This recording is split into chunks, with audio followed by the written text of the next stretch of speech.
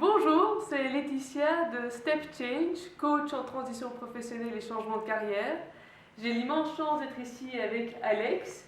Alex qui a changé de carrière il y a 1 an de ça déjà, qui est donc était employé avant et qui est maintenant devenu indépendant. Quels sont les conseils que tu pourrais donner aux personnes qui nous écoutent aujourd'hui? Je pense qu'il y a 2 étapes en fait, il y a 2 conseils. Le premier c'est ouvrir et le deuxième c'est concentrer. Donc c'est vraiment 2 étapes. La première, ouvrir, c'est important, je pense, de se rendre compte de l'océan des possibles quand on change de carrière.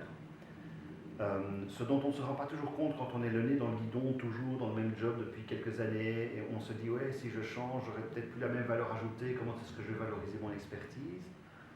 Et en fait, on se sent vraiment libre, c'est très enivrant en fait, c'est vraiment la première étape, et il ne faut pas hésiter à se laisser envahir par cette espèce d'océan de possibles. Et puis alors après, ce qui est important, c'est qu'une fois voilà, on se dit ouh, il y a tellement de choses à faire, tellement de chouettes métiers en fait.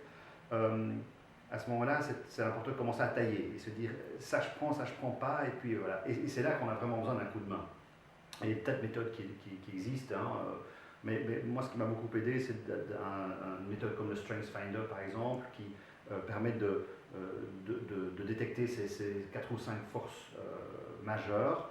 Et une fois qu'on est passé par là, on se dit mais tiens, je vais choisir en fait un métier qui correspond à mes valeurs et à mes forces. Et ça, c'est le secret, parce qu'une fois qu'on parvient à trouver ce métier qui correspond à tes forces et à tes valeurs, tout le reste coule de source parce qu'on n'a plus l'impression de travailler. Donc voilà, et il faut, je pense, se faire un peu accompagner pour oser couper les branches qui sont inutiles et pouvoir affiner pour se dire là, c'est ça que je vais faire.